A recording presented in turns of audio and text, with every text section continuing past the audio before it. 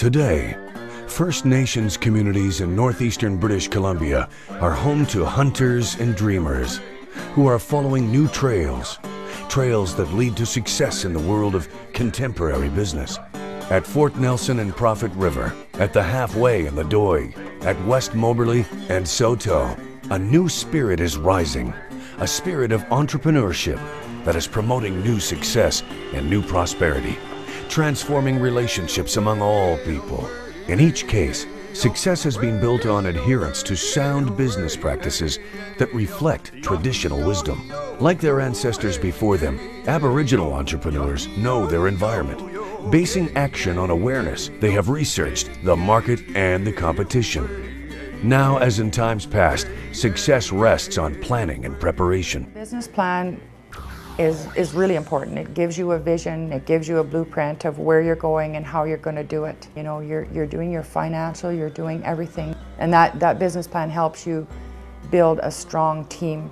I researched the market that I thought I would be dealing with. Because in having that foundation, it allows you to make decisions that are well thought out, and it allows you to gain the confidence of anybody you go to for financing. One of the things the bank asks from you is a business plan.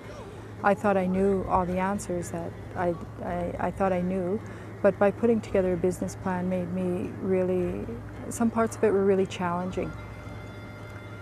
And some parts were really straightforward, but it really makes you collect your thoughts and have to put them down on paper.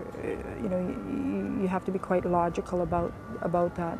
Traditional culture also stresses the importance of strong support systems, and the existence of support networks is crucial to modern business ventures. I couldn't have done it without my family support. For the first month, I couldn't hire anyone. And so that meant that myself or one of my family members had to be here, and we were open from 7 a.m. till 11 p.m. And on professional support provided by organizations like the Northeast Aboriginal Business and Wellness Center and the Treaty 8 Tribal Association. So we opened up in February of 2003, and actually in the last 3 years we have actually serviced approximately 200 Treaty 8 First Nations community members. We've had approximately 30 business startups over the past 3 years, so approximately 10 per year. We actually help the clients actually access over $3 million. We're a band-owned company, so it's, you know, we're 100% owned by the nation itself. So support from the community was beneficial to the growth and to the continued growth of Dunniesville. It's pretty good to have the support from my family and friends. Furthermore, the hunters and dreamers of this era, like those who came before them, understand the importance of integrity and all of its manifestations. I have a lot of respect for elders because they had a rough life and they had to work hard right from the time they got up in the morning to the time they went to bed. Well, we initially started the company because we needed some land. First of all, so we bought a bunch of land and we ended up with 9 sections, I believe, for Doig River. And out of that land base, we decided to start a cattle company, again for employment and plus for economic reasons. Well, typically forestry's never been on the page for First Nations. Today, like I say, we have a 5-year contract with Canadian Forest Products, which we can for. And the OSB plant, we have most of our volume, 52,000 cubic meters, went to that. Our volume went to there this year.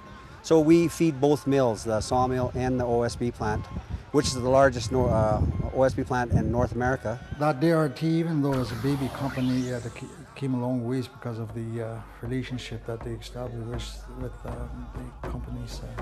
As in previous times, ongoing training is crucial. Business people, like their ancestors, are engaged in lifelong learning. I think it's important to learn the business before you start running it. You certainly need some kind of an idea about how business runs. Of course, I'm still learning things as I go. I'll never know everything that I need to know. Every day is a new day, and every day there's new situations that come up. Old ways also tell about the need to rely on the expertise of others, about the necessity of finding the right people for the job. Applying this principle to the present, Aboriginal entrepreneurs understand the need to cooperate with people of all nations. Fort Nelson has a huge contingent of entrepreneurs, everything from crafts, the old economy, to having a bookkeeping company, a planning company, of course construction company for out in the oil patch. But there's a wide spectrum of entrepreneurs, and they're doing a lot of really exciting things. I like to see all 7 First Nation within the treaty territory. We should have a good hotel within the Fort St. John or Dawson Creek or Fort Nelson for the future, the benefit of those First Nation. We're looking into the future now, but it's a slow process, bringing in capacity and taking little baby steps to make sure that we don't miss nothing. Well, we have a ranch that borders our community here. It used to be called the Misty Meadows Ranch, and it's approximately 3,000 acres. And it's been a long time dream of the community to acquire that and take ownership of it. And last year we actually fulfilled that dream. We purchased the ranch off of the previous owner, and we've changed the name to it's called Seke Nachale Ranch, which means the Twin Sisters Ranch. We're hoping to do like day camps, and maybe open it up for the schools, bring kids in, to do a overnight in a teepee, or, cook on the campfire, have a dry meat training sessions, and, maybe do a moose hide, a traditional method of tanning a moose hide. Most of our customers right now are people that are associated with the business end of West Moberly Chiefing Council. They come in for meetings and they stay here.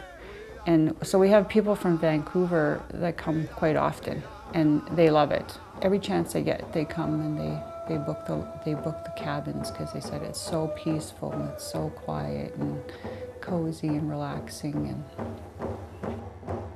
And while times change, Aboriginal people have always known that success depends on hard work. Finally, traditional wisdom tells about the unity of all things, about the need for environmental stewardship, sustainable development, respect for elders, and giving back to the community. That the values and the relationships that our community members have with the land are taken into account throughout the opportunities they pursue within their own businesses, within the community, and with partnerships with industry. Today's entrepreneurs know that these timeless values must guide us into the future.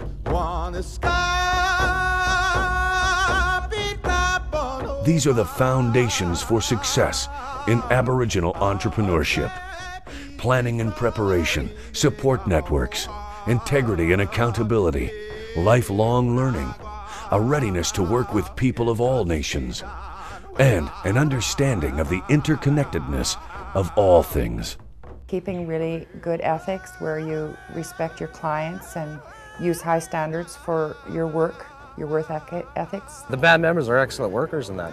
They know what they're doing, they know how to operate the equipment, and they're quite good workers. I think there's a lot of drive and vigor, I guess you could say, that First Nations bring upon being successful. We have to be twice as good, so therefore when we do deliver, we have pride in it because of that, because our goals are set a little higher. Continue moving forward.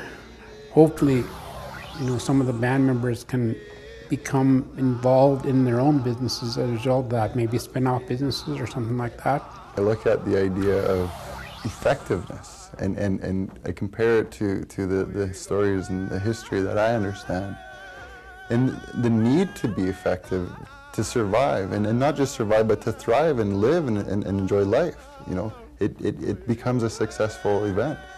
And just like business, and economic development, you have to be effective. You have to be able to keep your business afloat, but you also want your business to be very successful and thrive as much as possible. So I believe, that a lot of First Nations people would do very good in business because they're very effective people. Innately, or, they're very effective people in who they are. Having reaffirmed their sense of place in the world, First Nations business owners are building a sustainable future. A future in which dreamers and prophets walk hand in hand.